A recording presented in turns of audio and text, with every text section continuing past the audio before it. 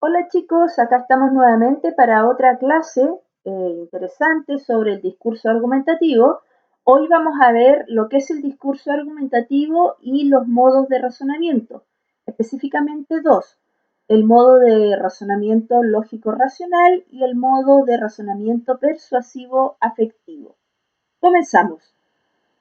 Lo primero es saber qué es el discurso argumentativo. Dice acá, es el medio a través del cual expresamos opiniones frente a un tema generalmente polémico.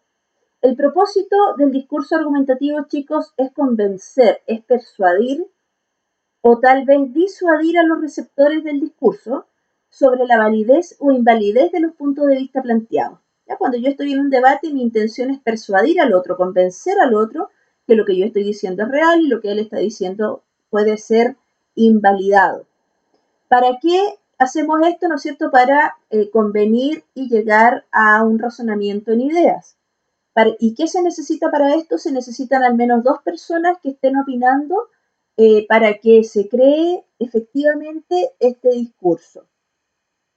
Ojo con la diferencia que existe entre convencer y persuadir, ¿ya? Cuando hablamos de convencer, utilizamos la razón. Eso es muy importante, la parte cognitiva del ser humano. Mientras que en el persuadir utilizamos los sentimientos. ¿Qué quiere decir esto?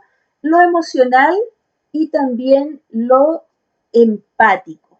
¿Ya? Esa es la gran diferencia. Convencer tiene que ver con la razón y persuadir tiene que ver con lo emocional. ¿Qué es un modo de razonamiento? Los modos, dice, de razonamiento son las operaciones mentales que se producen al momento de construir un argumento. ¿Qué quiere decir esto? Esto quiere decir que el argumento a utilizar va a depender del tipo de receptor al que nos estamos enfrentando y el tipo de tema que estamos trabajando. Eso es muy importante, o sea, nosotros debemos ser capaces de diferenciar qué tipo de receptor tenemos y qué tipo de tema estamos tratando para que este argumento sea válido. En estos modos de razonamiento se pone en relación la tesis que se va a defender con el argumento que vamos a presentar. ¿Ya? Acá vamos a trabajar en conjunto entre la tesis y el argumento. Vamos a distinguir dos tipos de razonamiento. El razonamiento lógico-racional y el razonamiento persuasivo afectivo. Ya dijimos, el lógico-racional tiene que ver con el convencer, con la parte racional, ¿no es cierto?, del ser humano, cognitiva. En cambio, el persuasivo afectivo tiene que ver más con la empatía, con lo emocional. Vamos a comenzar. Razonamientos lógicos racionales. ¿Ya? Los razonamientos lógicos racionales tienen que ver con la razón, específicamente con el convencer. Son argumentos que basan sus situaciones en causa-efecto o en analogía. ¿Qué quiere decir esto? Quiere decir que podemos comparar dos elementos para hacer el símil entre ellos. Eso significa.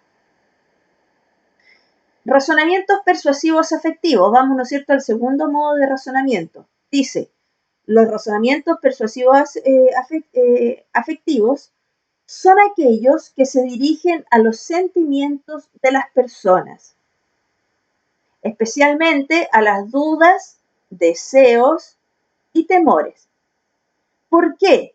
Porque mediante, chiquillos, los miedos o las dudas fácilmente podemos ser manipulables. Cuando el ser humano tiene miedo, cuando el ser humano siente miedo o tiene dudas, es más fácil de maniobrar, de manipular. El fin que persiguen estos razonamientos persuasivos afectivos es conmovernos. Ese es el fin que tienen. Y provocarnos una reacción de simpatía o también podría ser de rechazo, para que les quede claro. Vamos a los modos de razonamiento lógico-racionales. El primer modo de razonamiento que vamos a ver es el modo de razonamiento por analogía. ¿Qué es el modo de razonamiento por analogía? Dice acá, semejanza entre dos elementos. Semejanza entre dos elementos. Acá, chicos, las analogías, primero hay que tener claro que son comparaciones que podemos establecer entre dos elementos y a partir de esa comparación podemos extraer una idea final.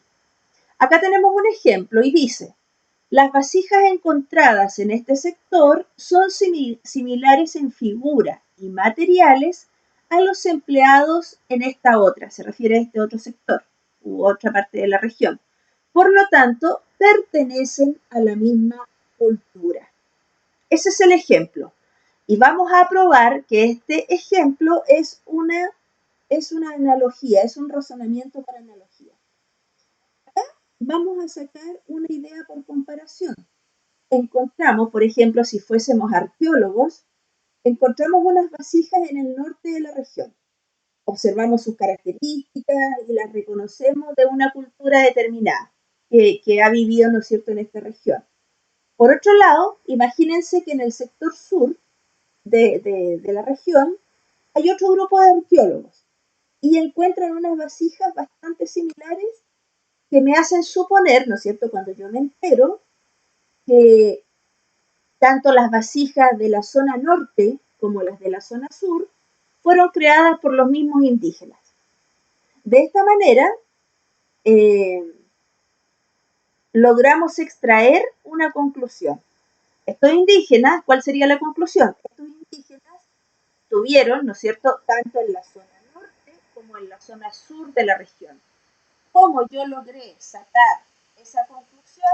La logré sacar, ¿no es cierto?, porque las vasijas más o menos parecidas, ¿no es cierto?, que se nota que pertenecen a la misma cultura, estaban tanto en la zona norte como en la zona sur de la región. A eso se refiere. Vamos ahora con el razonamiento por generalización. ¿Qué dice el razonamiento por generalización? Dice, extensión de una tesis común a cosas similares. Acá más o menos, para que entiendan, es tener muchos casos parecidos, llegando a la conclusión que todos son iguales. Es como, todos los hombres son iguales. Es más o menos eso, ¿ya? Pero acá lo vamos a explicar un poquitito mejor, todas las mujeres son iguales. El ejemplo que da el razonamiento por generalización es, todas las personas que trabajan en horario nocturno presentan déficit de vitamina D. Amelia trabaja de noche, debe tomar un suplemento vitamínico. ¿Ya? Ese es el ejemplo. ¿Cómo podemos explicar este razonamiento por generalización? Acá, chicos, aparecen los argumentos al inicio de la argumentación para llegar a una tesis que es que Amelia debe tomar un suplemento vitamínico. La vitamina D es lo que nos genera, ¿no es cierto?, el sol. Y Amelia trabaja de noche. ¿Qué significa eso? Que en el día duerme, por lo que no se expone tanto al sol. ¿No es cierto? Es como en el día duerme, no se expone al sol, en la noche trabaja, pero en la noche no hay sol. Entonces, el razonamiento por generalización es las personas que trabajan de noche, ¿no es cierto?, presentan déficit de vitamina D, por lo tanto deben tomar un suplemento vitamínico. Eso es un razonamiento por generalización. ¿Por qué? Porque como a Amelia le sucede, asumimos que a todas las personas que trabajan de noche también les sucede lo mismo. Vamos ahora al razonamiento por causa. El razonamiento por causa dice, establece una conexión causal entre dos hechos que fundamentan la tesis. Acá, niños, lo que se busca es el por qué pasa cada cosa, ¿ya? Es la causa de cada cosa.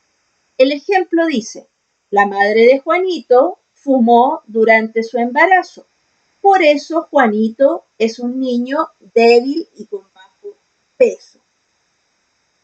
En este razonamiento de causa se puede recurrir estudios, ¿no es cierto?, análisis sobre cuáles son las secuelas, por ejemplo, de fumar en el embarazo.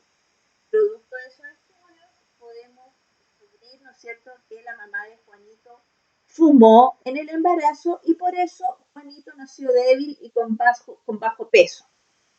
Tenemos una causa. ¿Cuál fue la causa? Que la mamá de Juanito fumó. ¿Y cuál es la consecuencia? Que Juanito es un niño débil. Ahí tenemos el razonamiento por causa. Vamos ahora al cuarto modo de razonamiento. El cuarto modo se denomina uso del criterio de autoridad. Alude a la opinión de expertos en el tema para sustentar la tesis. Recuerden que la autoridad es uno de los respaldos, chiquillos, que podemos encontrar en el esquema argumentativo, por si acaso. Acá hay un ejemplo. Como ha señalado el ministro de Salud, es necesaria la vacunación contra la influenza. Ya, chicos, se alude el ministro de Salud porque se entiende o se subentiende que debe ser un médico o alguien ligado al área de la salud. Entonces, si él nos dice que debemos ponernos una vacuna, le hacemos caso. ¿Por qué? Porque es una autoridad. Si esto mismo, por ejemplo, me lo dice otra persona que no está relacionada con el tema, vamos a comenzar a dudar.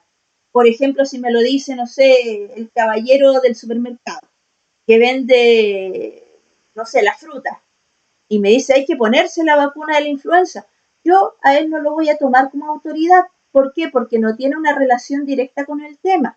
Pero si me lo dice, ¿no es cierto?, un médico o me lo dice un trabajador del área de la salud, lo más probable es que sí lo tome como una autoridad. ¿Por qué? Porque sí tiene relación con el tema. Esos fueron los modos, ¿no es cierto?, de de estos razonamientos lógicos racionales. Ahora vamos a los modos de razonamiento persuasivo afectivo. Acá también vamos a ver 4 modos. El primer modo es argumentos por lo concreto. ¿Ya? Recuerden que los modos de razonamiento persuasivo afectivo se relacionan con lo emocional. En argumento por lo concreto dice, se emplean ejemplos familiares a los oyentes porque les afecta directamente. Ejemplo, como padres, dice acá, ¿no es cierto? Ahora, chicos, estoy en otro computador, por eso no puedo rayar ni nada, tuve un problema, pero ya se solucionará en un par de semanas. Como padres, todos sabemos lo que cuesta criar a un hijo. Ese es el ejemplo. ¿Qué tiene que ver este ejemplo con el argumento por lo concreto? Es que es un argumento que se utiliza mucho en diversos lugares. Lo pueden utilizar en clínicas, en aseguradoras, en colegios. ¿Para qué? Este argumento nos pone en el lugar del otro. Apelan a tu experiencia, nos dicen, tú también eres papá. Tú sabes lo que significa ser papá. Acá apelan a tu memoria emotiva. Te dicen, contrata este seguro. Así tu hijo quedará protegido para siempre. ¿Te das cuenta? Apela a lo concreto. Como tú eres papá, tú sabes lo mejor para sabes lo que es mejor para tu hijo. Como tú eres papá, tú sabes que este es el mejor colegio que podemos ofrecer para tu hijo. Como tú eres papá, tú sabes que esta es la mejor clínica que se puede ofrecer para tu hijo. Ese es el argumento a lo concreto. Se emplean, como se dijo, ejemplos familiares a los oyentes porque les afecta. Claro, le hablan del hijo. ¿Qué es más preciado para un padre? Un hijo. Luego tenemos el argumento eslogan. Dice, se trata de una frase hecha, un tópico o palabra que se repite constantemente.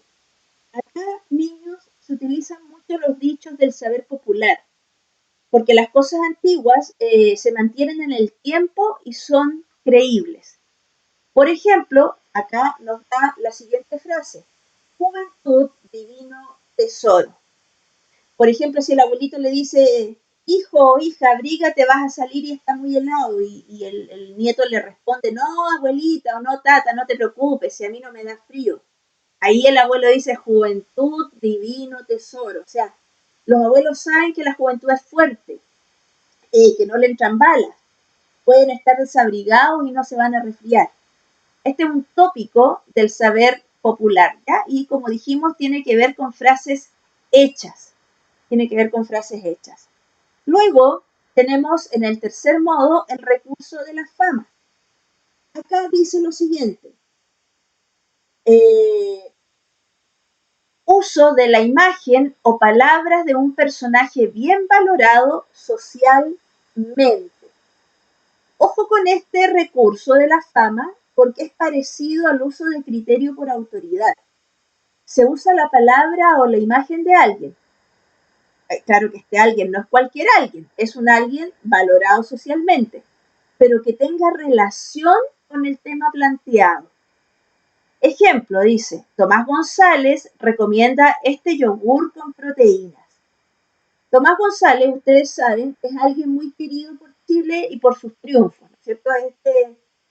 Que ha tenido en la gimnasia. Es un gimnasta muy reconocido en nuestro país. Tomás, aparte de ser deportista, es kinesiólogo. Sin embargo, y aquí viene la gran diferencia, acá lo estamos presentando no como una autoridad médica, no lo estamos presentando como la autoridad, comillas, kinesiólogo, sino como la autoridad que la gente quiere, ya como una persona famosa. Ahí está la diferencia, ¿no es cierto?, con el criterio por autoridad. Acá es una persona que se quiere, es una persona famosa, es una persona creíble, que tiene relación con el tema, sí, tiene relación con el tema, pero no necesariamente es una autoridad, ¿ya? Hay que tener cuidado con este recurso, porque si viene, por ejemplo, con el mismo yogur, una modelo, y me recomienda, hey, mira, come este yogur, no sé, yo me debo preguntar, ¿está ligada ella realmente con este yogur? ¿Está ligada realmente esta modelo con el tema? Tomás, sí, porque es deportista, pero ¿y la modelo? Entonces, ojo con eso. No todo es recurso de la fama. Acá tiene que ver con los famosos. Si es una modelo, cualquier modelo que nunca he visto, que no sé quién es, que nunca salió en la tele, no va a causar, ¿no es cierto?, este modo argumentativo del recurso de la fama. ¿Por qué? Porque no es una persona famosa para mí, no es una persona conocida. Luego, en el cuarto modo, tenemos el fetichismo de masas. Dice, se sustenta en la idea de que la mayoría elige lo correcto o está en la opinión acertada. Este recurso es muy utilizado por las mamás, por si acaso. Ejemplo, todos tus amigos lo prefieren, úsalo tú también. Esto es aplicable a cualquier cosa que pueda estar de moda, ¿ya? Acá entra la mamá y le dice al hijo, si todos tus amigos, por decir algo, se tiran de la punta del cerro, ¿tú también lo vas a hacer? Ah, porque todos tus amigos tienen un rojo, ¿tú también tenías que tener un rojo? Es muy común, ¿no es cierto? La idea en el fondo es, si todos lo hacen, tal vez yo también debería hacerlo. Ese es el fetichismo de masas, ¿ya?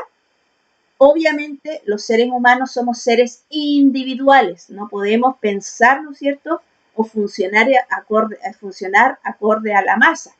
Ya somos seres individuales, pensantes, racionales.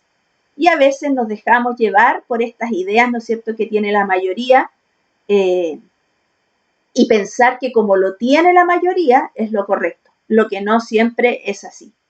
Ya chicos, esa ha sido la clase de hoy. Le pido disculpas, como les decía, no sé si se escucha igual de bien que con mi computador. No pude usar mi lápiz como para utilizar pizarra, pero ya pronto se solucionará el problema.